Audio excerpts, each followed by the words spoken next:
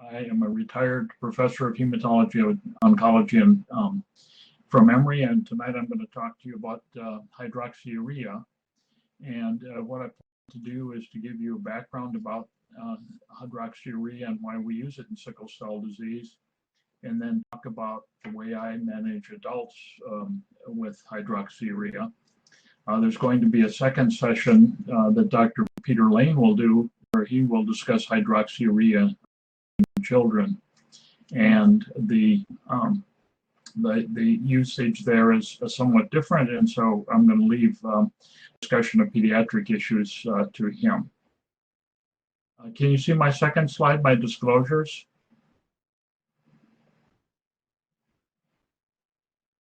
Hello? Yes, we see your slides. Okay, so I don't have any disclosures that are relevant to this. I am a consultant for Global Blood Therapeutics, but nothing that I'm going to say tonight has any conflict with that.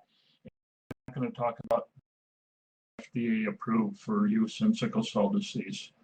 I also want to emphasize that I'm really not giving any patient advice. I really want to tell you about why we use hydroxyurea in sickle cell disease, some of the important things that you need to understand if you're going to consider using it, but I'm really not giving you medical advice. And after you see this, if you think that hydroxyurea is something that you might consider, I would strongly recommend that you discuss it directly with your healthcare provider, because they know all the details about your disease, and they can answer your questions more appropriately, and they can direct the information to things that are directly specific to you.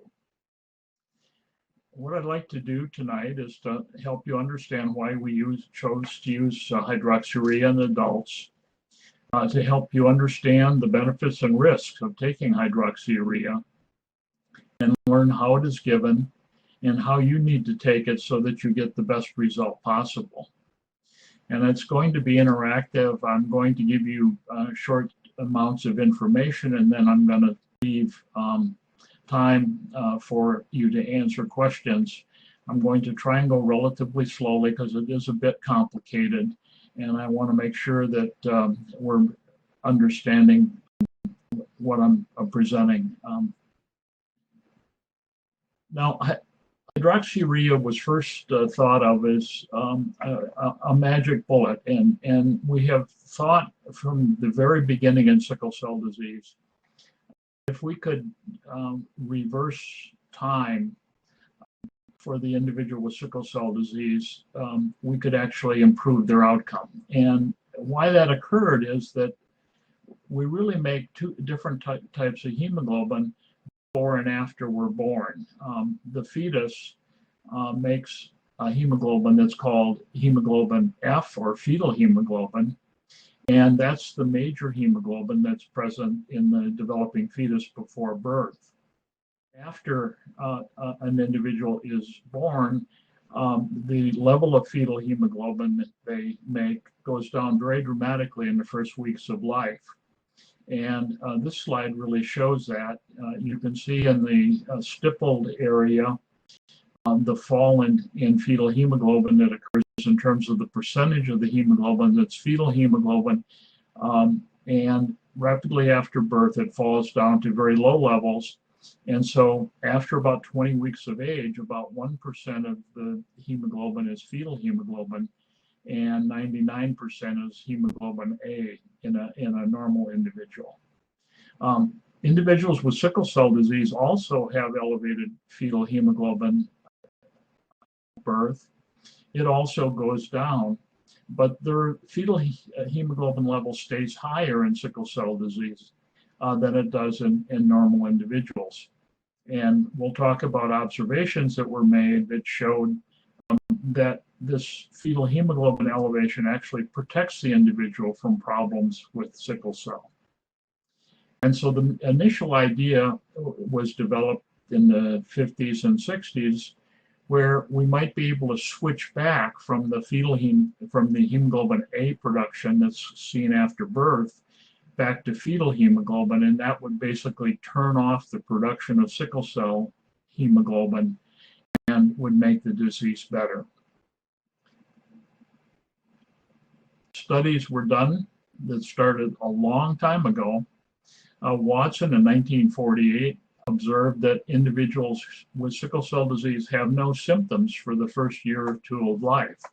And in fact, they don't have sickling of the blood. And this occurs because it was determined that hemoglobin F directly interferes with the sickle hemoglobin polymerizing in the red blood cell. And as you probably all know, that the main problem in sickle cell disease is when the hemoglobin gives up its oxygen, it forms long chains in the red cell that distort the red cell and destroy it. Fetal hemoglobin directly interferes with this process. And so hemoglobin A kind of dilutes out sickle hemoglobin, but fetal hemoglobin directly interferes with the sickling process. And so very small changes in fetal hemoglobin can cause profound reduction in sickling.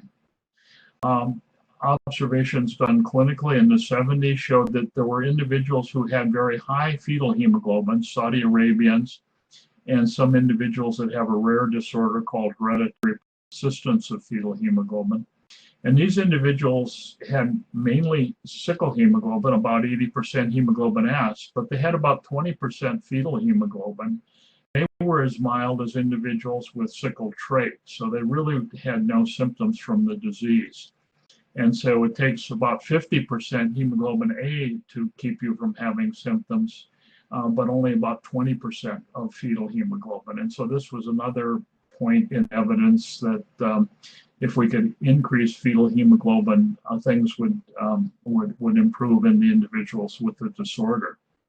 It's also shown that the frequency of pain crisis was inversely proportional to fetal hemoglobin.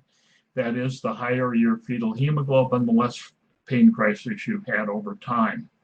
And very early on in studies of the natural history of sickle cell disease, it was shown that individuals who have high fetal hemoglobins live longer than individuals who have low. And that's shown on this slide from the comprehensive study of sickle cell disease.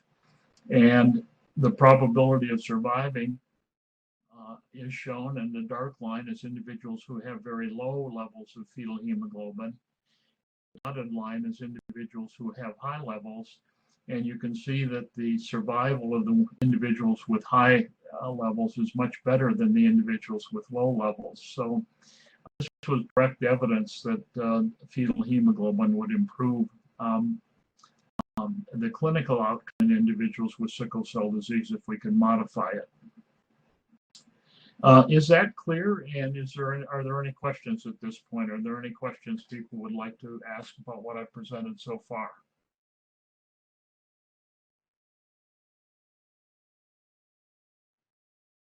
Okay, hearing none, I will move on.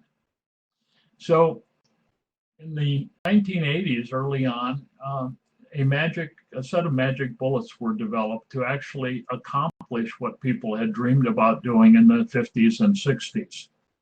And investigators in Chicago, led by Dr. D. Simone, made baboons very anemic, bled them,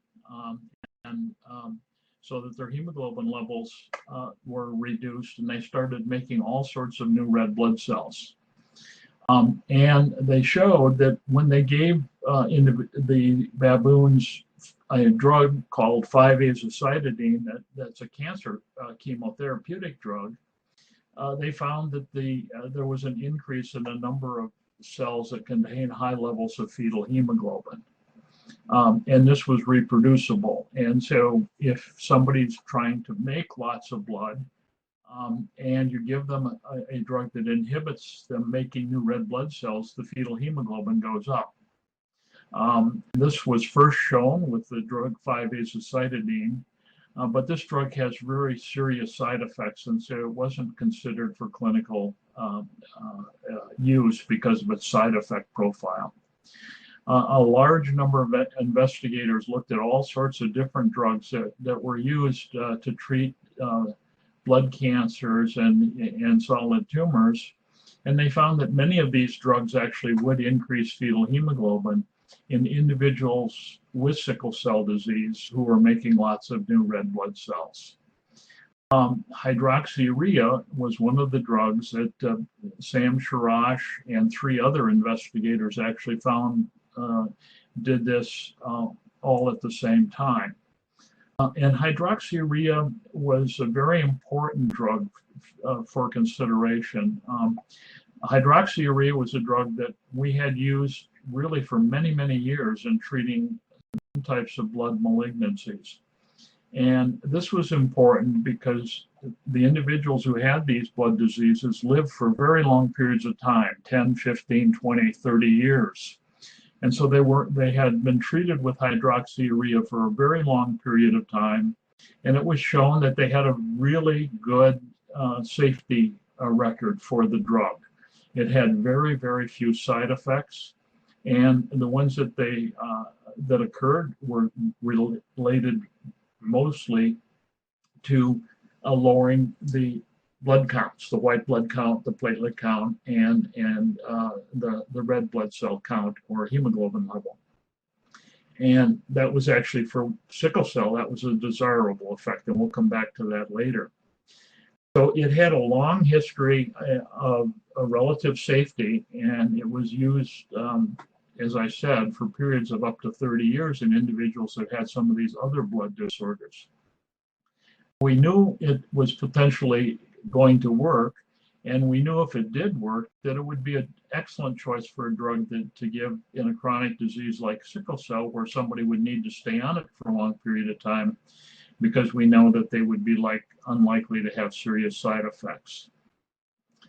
Dr. Strauss did some studies in 33 individuals, gave them hydroxyurea and followed their fetal hemoglobin, and basically was able to show that they had very low levels of fetal hemoglobin when they started, but it was elevated above normal. And when hydroxyurea was given, there was a dramatic improvement in the fetal hemoglobin levels.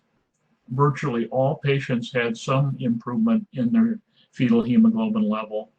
And many patients had very, very dramatic responses with very high levels. There were other patients that had lesser responses, but as I said, everyone did respond to some degree. This provided evidence that this was an effective drug in increasing fetal hemoglobin in individuals with sickle cell disease. They also did safety studies during these studies, and they were found that there were no unexpected side effects and that the drug was safe to use. The other thing that I think you need to be aware of is that it really does have a dramatic effect on the blood. And on the left side is a picture of a blood smear from an individual who was treated with hydroxyurea. You can see all of the misshapen sickled cells that are present in this individual. And on the right is the same individual's blood after they're started on hydroxyurea. And all of these misshapen sickled cells have disappeared. And so there really is a dramatic effect on the blood and an improvement in the red blood cells, which allows them to flow better and makes them less likely to plug up blood vessels and cause pain and other complications. The next thing that was done was a very well done study was designed called the multi-center hydroxyurea trial. And in this trial, 300 individuals were given hydroxyurea or a placebo, and half of them got hydroxyurea and half of them got a sugar pill. And neither the patient nor the individual who was taking care of them knew whether they were receiving the hydroxyurea or the placebo. And then they were followed for 2 years. And the bottom line was really dramatic. The hydroxyurea patients had about half as many pain episodes every year. They didn't have to be admitted to the hospital as frequently. They had fewer episodes of acute chest syndrome, which is a very serious and sometimes fatal complication. Their hemoglobin levels were higher, so they weren't transfused as often. And because the hemoglobin level was higher, if they needed to be transfused, it took less units. All of these effects were very statistically significant, and they were clinically significant. That is, the individuals who were taking the drug had a marked improvement in their quality of life over the individuals who were given the sugar pill. And so this really established the fact that hydroxyurea was a very effective way of treating sickle cell disease. And it would ameliorate the pain episodes. It would reduce acute chest syndrome. It increased the hemoglobin level so people would have more energy, and it reduced the need for transfusions. And so these were the basic studies that led to the approval of hydroxyurea in the 90s. And it's now FDA approved for use in adults. And you'll find out in the next session also in children. There are a large number of different preparations available. It's a generic drug, so the price has reduced significantly. And it's now recommended for wide use in sickle cell disease. Are there any questions up to this point? Anything that anybody would like to ask me at this time?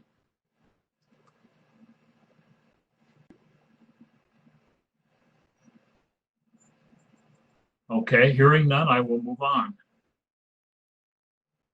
So the question that remained, and I'll talk about a little bit more, was how does hydroxyurea really work? And what I've told you is the story that we developed about fetal hemoglobin.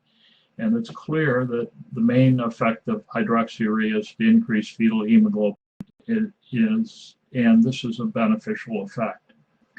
When we did the hydroxyurea study, though, we found out that there were other things that changed that were also very important. One of which was that the total white blood count is reduced by hydroxyurea, and inflammation is a very important part of sickle cell disease, and the white blood count is chronically elevated, and we know that this causes problems. Hydroxyurea reduces the white count.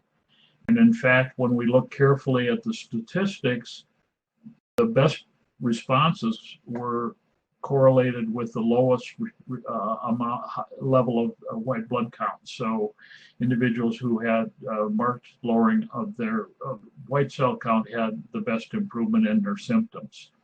It also reduces the platelet count, and platelets are cells that start clotting in the blood. And we know that this is activated in sickle cell patients, and that it goes down in individuals who are getting hydroxyurea. The breakdown of the red cells is reduced, which also is beneficial. Very young red cells that are just released from the bone marrow are very sticky. They stick to each other, they stick to white cells, and they stick to the lining of the blood vessels, and this causes blockage like the sickling that could impede blood flow. These go away very quickly when hydroxyurea is started, so that these very sticky red cells disappear from the blood. It also directly relaxes blood vessels, so the blood flows better. And we know that all of these things go on when somebody is on hydroxyurea. We think that all of them are important, but we don't know which is most important. And so started using the drug because of the improvement in fetal hemoglobin.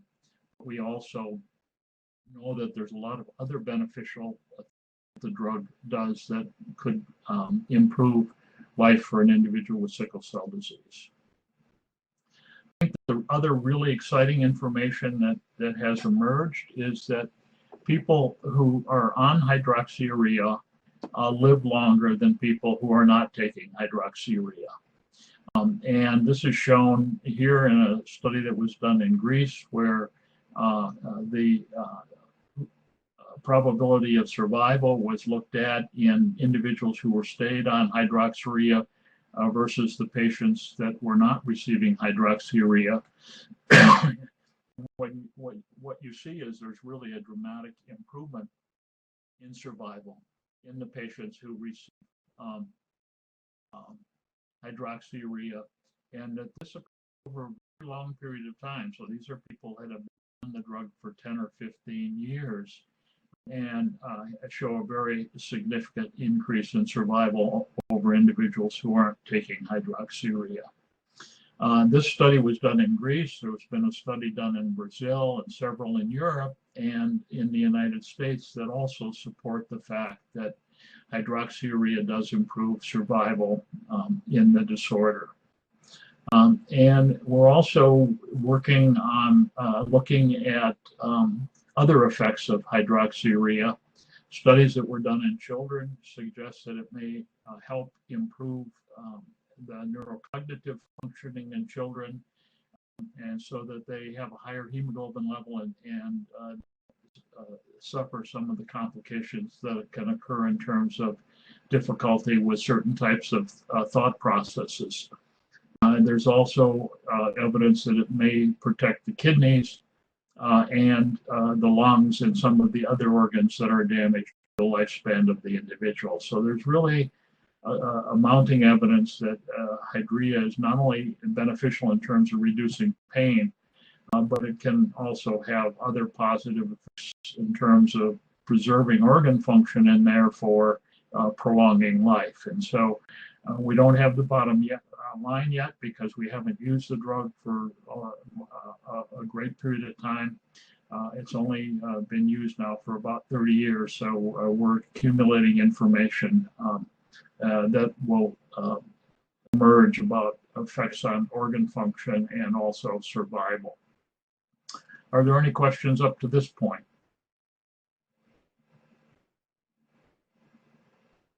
Okay, I'll move on. So hydroxyurea is good. How do we use it? This is a little bit complicated, and this is based basically on doing it exactly the same way we did it in the hydroxyurea multicentral trial of hydroxyurea. The dosage is started at a low dose.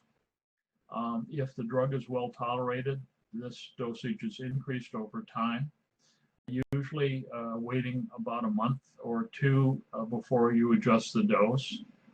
You keep increasing the dose of the hydroxyurea until the white count, platelet count, or new red cells get too low. And when this occurs, you stop the drug and wait for them to get back up again. And then you restart the drug at a slightly lower dose and continue. And this drug is called the maximum tolerated dose. And it gives you the maximum effect on white count, platelet count, and fetal hemoglobin level. And this is perfectly individualized for the person, and it's continued daily for life with periodic monitoring to see if there are any other side effects.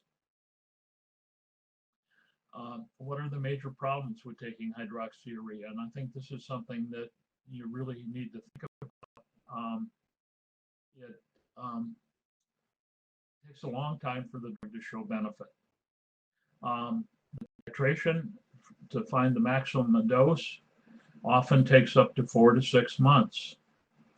After somebody is on a maximally tolerated dose, it can take another several months before they'll actually show benefit in terms of increasing the fetal hemoglobin level or having their symptoms from pain crisis and other complications improve. And so it's really important that you give the drug a chance, and a chance is measured in a period of at least 4 to 6 months of trying the drug before you conclude that it's not working and it's probably not beneficial for you. And this is a problem because when you take a drug that doesn't work right away, you lose confidence in it, and that's a major problem. So you have to be very patient. The other thing that is very important is that many of the benefits that we see from hydroxyurea really can't be felt. And this is kind of like treating blood pressure, where the blood pressure is controlled as a number, and you have to sort of believe in the fact that down the road, this is going to be beneficial to you, but you really don't feel better every day. And in some individuals with hydroxyurea, they get very good responses in the blood. Their fetal hemoglobin goes up, but they really don't feel a whole lot different. And this doesn't mean that the drug isn't working. It certainly could still be ameliorating damage that's occurring in the organs that can lead to a bad outcome, even though they don't feel better day in and day out. Saying that, almost all of the patients I treated with hydroxyurea had a very dramatic improvement in their clinical outcome. They felt more energy during the day, they had less daily aches and pains, and many of them had very significant decreases in pain episodes. And some of these were dramatic, where individuals were totally disabled and were able to really get jobs and continue to function. Again, it doesn't happen right away. Another major problem is if you don't take it, it won't work.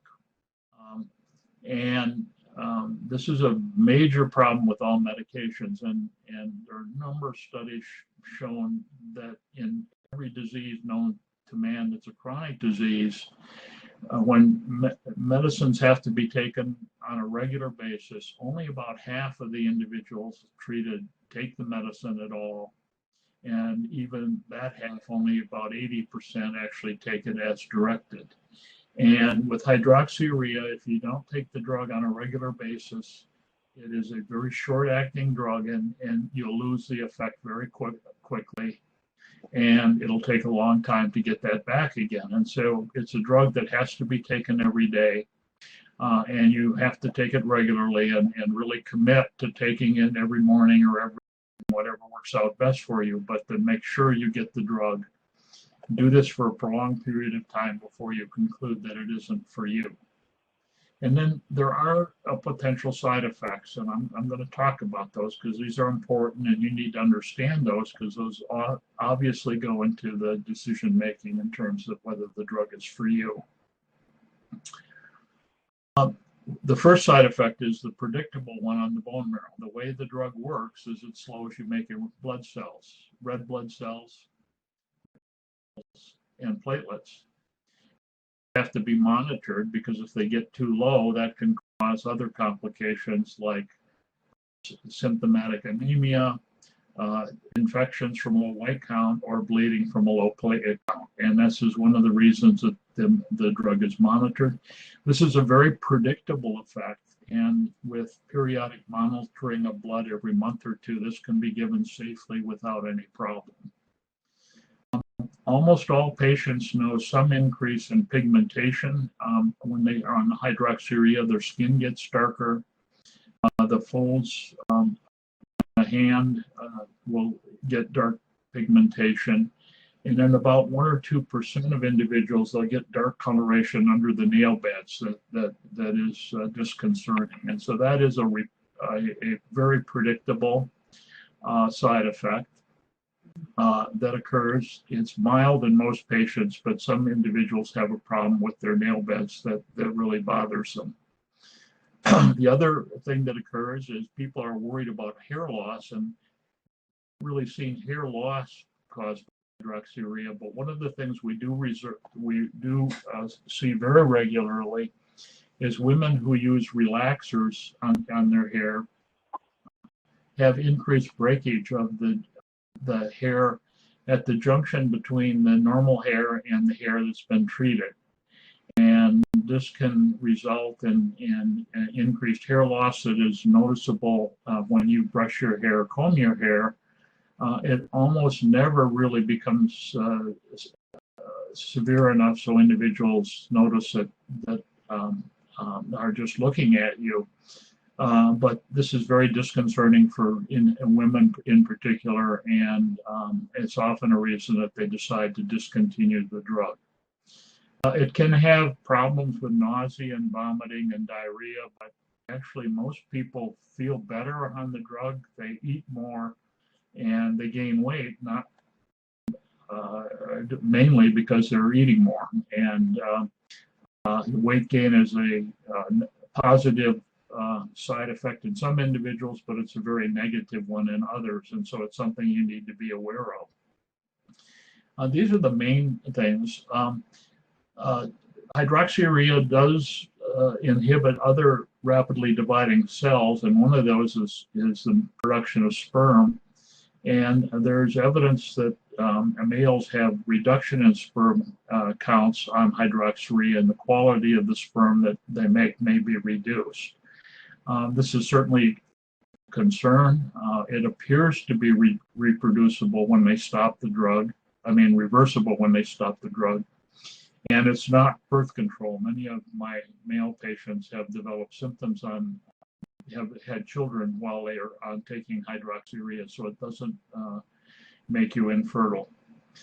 There's also concern about exposing the baby to the pregnancy or when nursing, and so it's recommended that the drug be stopped well before taking the drug. Stop taking the drug long before you become pregnant, and if you're going to nurse, you need to discontinue the drug until you wean the baby off of breast milk.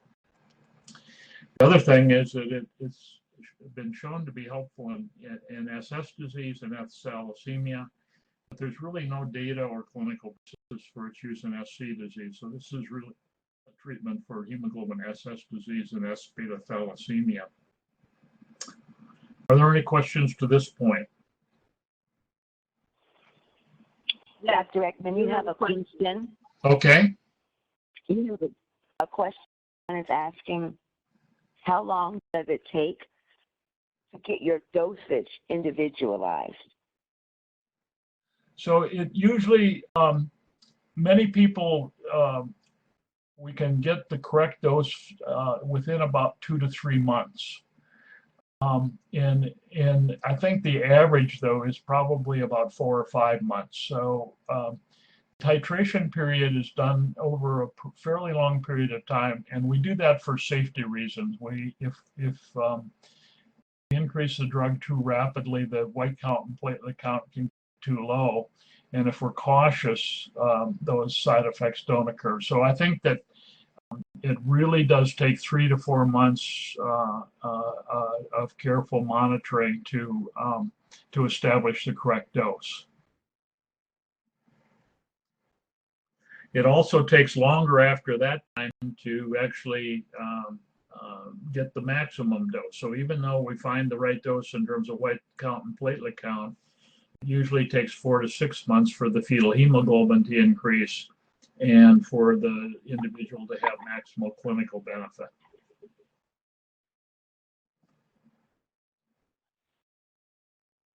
Okay, should I go on? We have another question.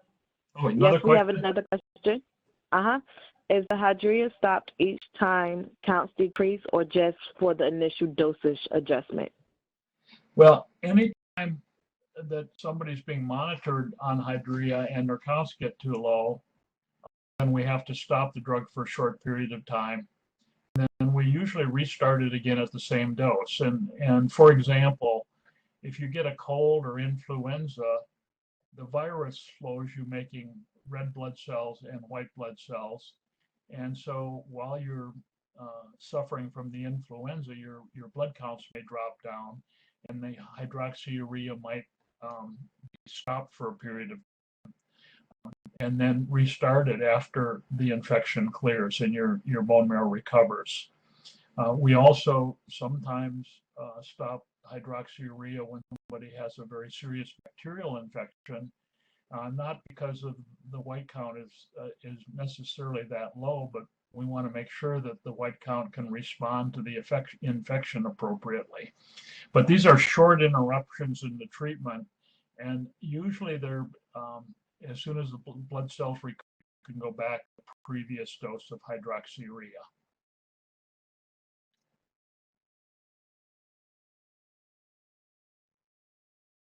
Okay.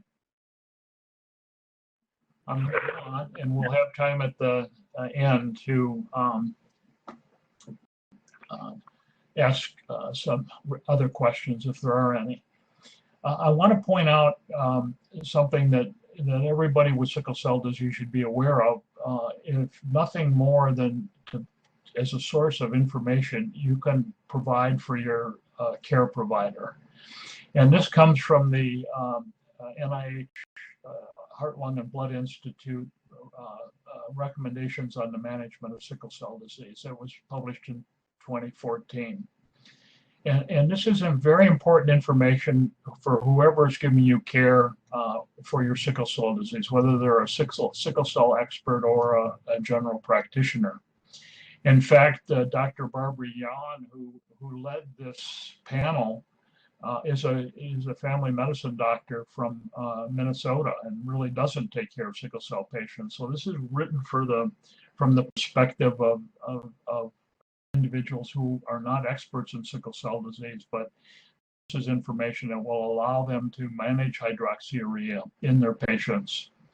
One of the things that the NIH recommendations do is they give a very strong recommendation that treatment should be initiated in adults if they have frequent pain crises, if they have it interferes with their daily activities in their life, and if they have a history of severe acute chest complications.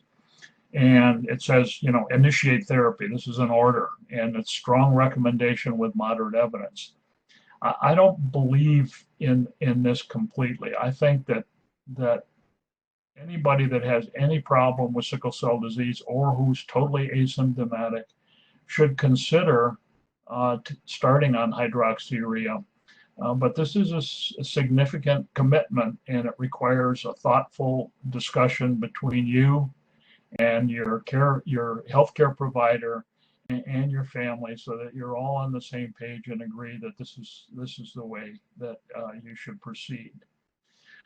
This publication also has excellent guidelines that you can give to your care provider, make them aware of it, and it gives detailed recommendations on how they should give the drug, how they should dose it, and how they should adjust it based on the white platelet count and the red cell count. And so with information, really any good generalist should be able to manage an individual with sickle cell disease.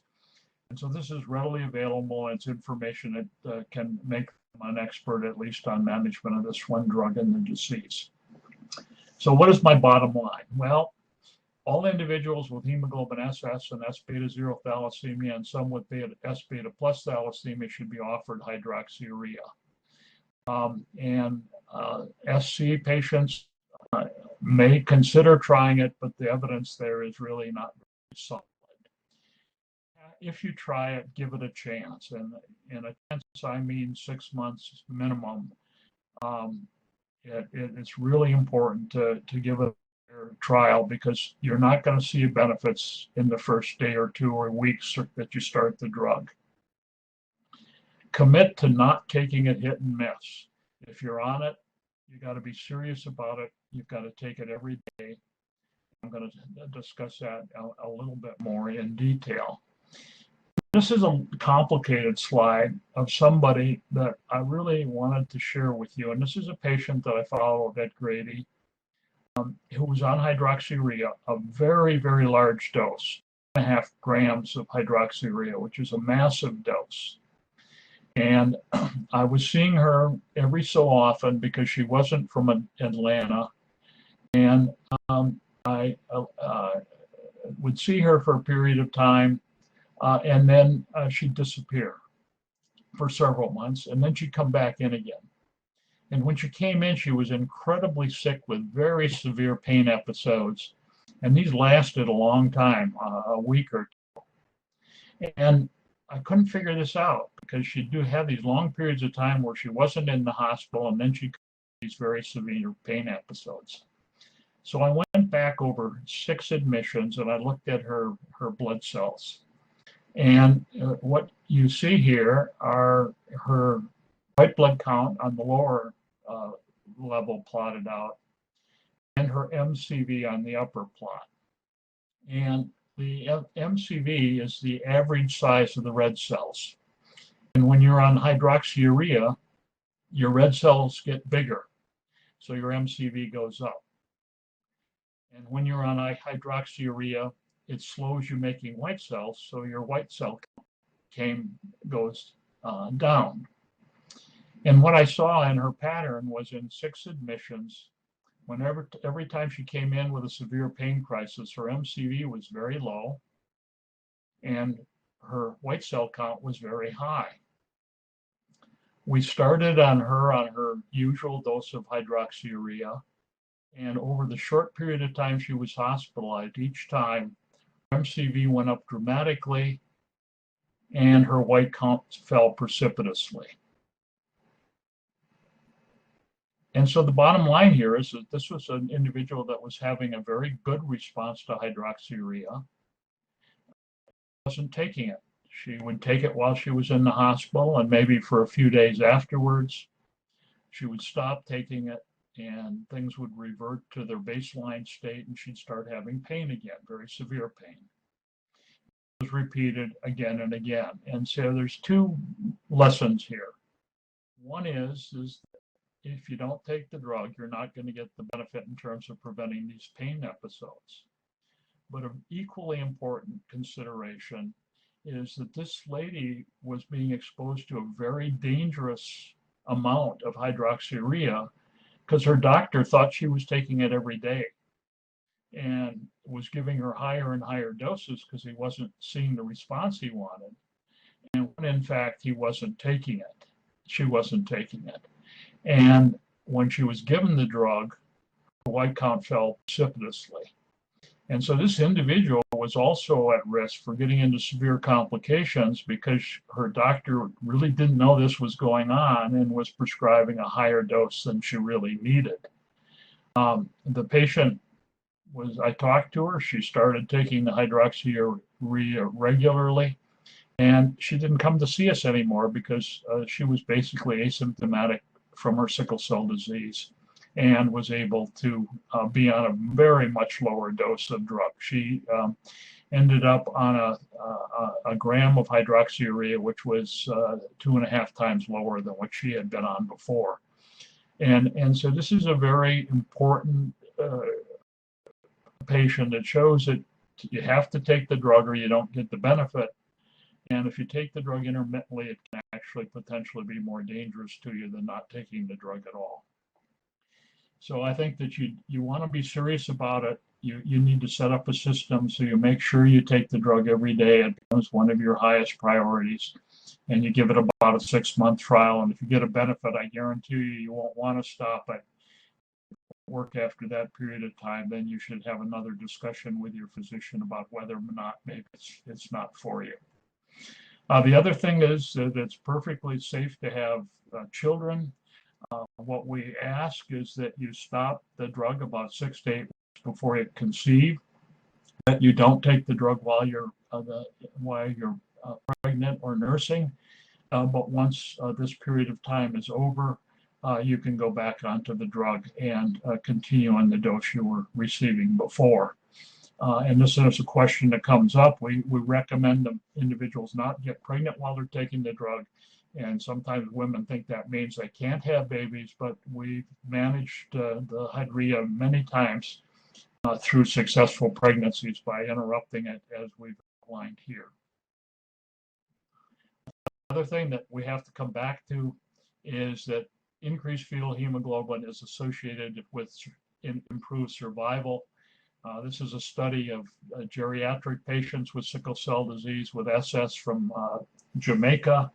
And this is a large cohort of 100 individuals who lived over the age of 60. The range of individuals was 60 to 87. And survival in this group, not on hydroxyurea, was associated with increased fetal hemoglobin. So I think there's real evidence that taking the drug is positive, that it's going to improve the overall outcome for individuals with the disease. And it's highly recommended for all individuals, but certainly those who are symptomatic. So I'm going to stop there and try and answer any questions. We're a little bit over 7:30, but I guess we started a little late, so I'll be happy to answer any questions. Yes, there are a few questions. Okay, so the first question, are there other circumstances which warrant stopping the drug, stopping hydroxyurea? Somebody seems to be having complications that aren't understood. One might consider stopping it. I think most of the time we stop it is because an individual's having an infection with a bacterial infection, or their blood counts are low from having too high a dose of the drug, and they have something else going on, a bad infection or other things.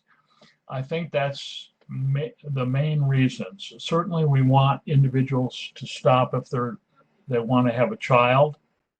The other situation, individuals with sickle cell disease who have leg ulcers may not heal those leg ulcers while they're on hydroxyurea. And sometimes we have to stop the hydroxyurea to get the leg ulcers to heal, and then we restart it after the leg ulcers have healed completely.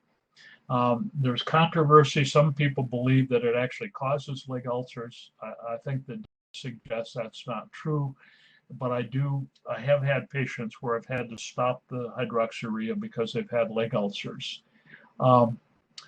Again, the change in pigmentation and the breakage of the hair are common reasons that my patients would say they didn't want to take the drug anymore, and that's real. If you had a true allergy to the drug where you developed hives or something like that, you'd have to stop it. And a few people do have GI side effects, and they have to stop it because of diarrhea or vomiting or nausea. But it truly is a really well-tolerated drug, and I think those are the main reasons that you'd have to stop it. Okay, we have another question, and going off some of the reasons why and side effects. One question someone asked, is depression a side effect of hydroxyurea? Is what? I'm sorry? Is depression one of the listed side effects of hydroxyurea? Not that I'm aware of. Okay. I think most of my patients on hydroxyurea felt better. I'm not aware of it being a side effect of the drug. Next question. Is there ever a scenario in which a patient started off having a great response to hydroxyurea, then it stopped being effective? If yes, why? What would cause this to happen? The answer is yes, it does seem to happen, and the honest answer that usually we don't know why it's occurring. I have seen this in individuals who get a really good response to the hydroxyurea in terms of an increase in fetal hemoglobin, but then this over time. Almost always, when I talk to the patient and convince them that they need to take the drug more regularly, the positive effect comes back again. That is, it starts working again. And so, they start missing the drug a few days a week, and that's all it takes to lose the beneficial effect. That's not always true. Some individuals truly continued to take the drug every day and still lost the effect. The other thing that can happen is if older individuals develop renal disease, they make less new red blood cells every day, and the hydroxyurea stops working because it has to have new young red cells to work. And so these individuals develop problems with making red blood cells that slow the effect of the hydroxyurea.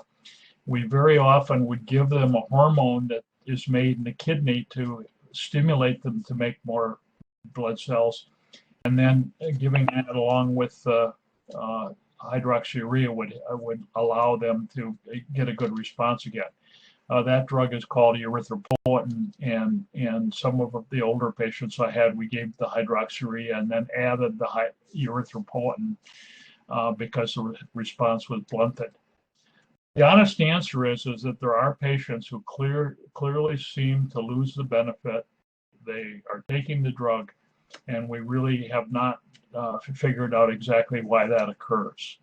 I think far and away the most common reason, though, is they're not taking the drug, they're missing doses, or the dose needs to be adjusted up, and that's why they lose the benefit.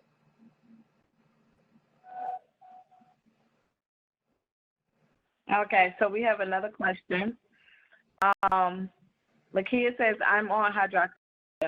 Whenever I'm inpatient, the doctors always stop my hydroxyurea while I'm hospitalized. Why?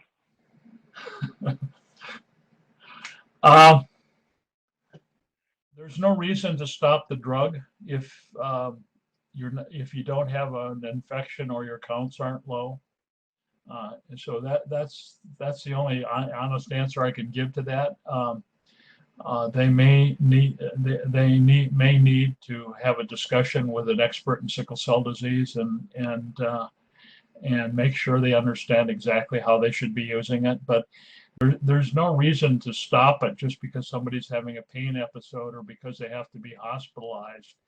And in fact, it's sending the wrong message to the patient, because if the doctor isn't serious enough about the drug to give it while they're in the hospital, how can they expect them to be serious about taking it at home on their own? So in general, I think it's extremely important to continue the drug unless there's a serious infection or the blood counts don't allow it. And so I almost always wanted to continue the drug throughout the hospitalization unless there was some direct contraindication.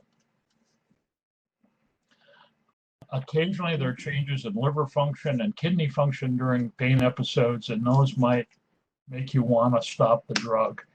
The drug is mainly cleared in the kidney, so it's very sensitive to changes in kidney function, and sometimes if a person's hospitalized, that may be a reason, but there's no reason to do it automatically, none whatsoever. Thank you.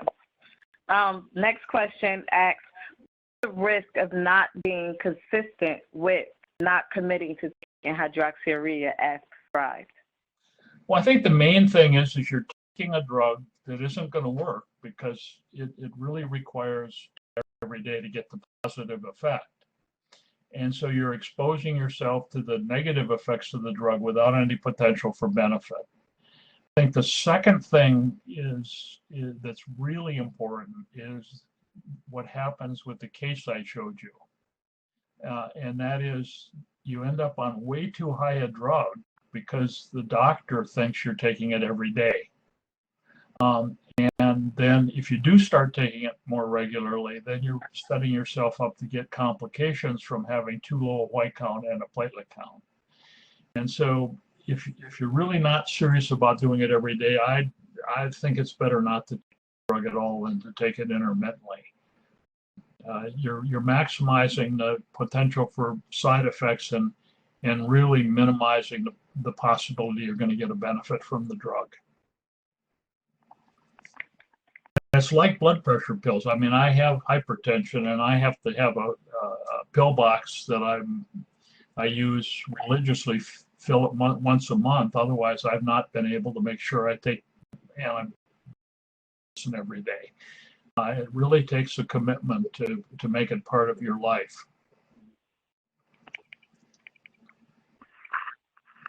Okay.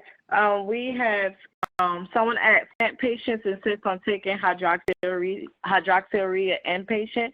Isn't that a patient right? They do what? They insist on it? Yes. Can a patient insist on taking hydroxyurea inpatient? Isn't that a patient's right? I think that is, and that would be something that you'd have to discuss with the patient advocate in the hospital system. All hospitals should have patient advocates, and yes, if you're on a medication that you know is important to you, I think it's your right to. And I'm not a lawyer, so I don't know exactly what the legal right is, but I would certainly have a discussion with your physician. If they didn't want to prescribe it for some reason, at least ask them for permission so you can use your home dosing and bring that with you and take it in the hospital. But there's no reason to automatically discontinue it when somebody's admitted, unless your doctor gives you a clear reason for doing that.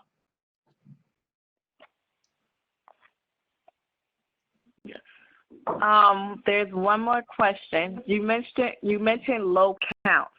What counts are you referring to? The neutrophil count, or the white blood cell count, the platelet count, the total hemoglobin level, and the reticulocyte count. Reticulocyte is a young red cell, and those are measured. And if any of those get too low, then the drug gets stopped for a period of time and restarted, usually at a lower dose if you're titrating, or at the same dose if the counts were low because of a viral infection or something like that. So it's the total hemoglobin, the white count, platelet count, and the reticulocyte count. And those are all things that need to be followed regularly in a person on hydroxyurea. I used to follow my patients every month and was sure that their blood counts were relatively stable. And then I would spread it out to every 2 months, but I would always check them every couple months to make sure their white counts were still okay.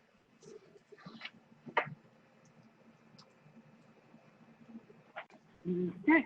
Are there any more questions?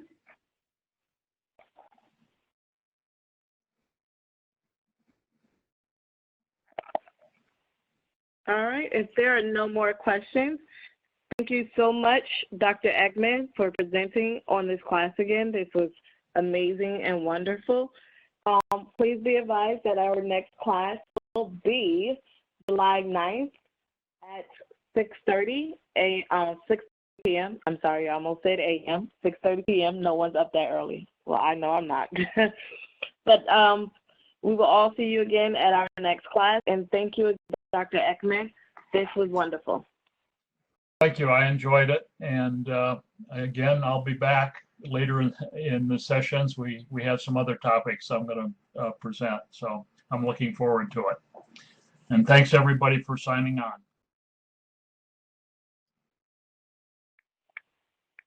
Thank you, everyone. Have a good week and a great happy 4th of July. Happy 4th of July.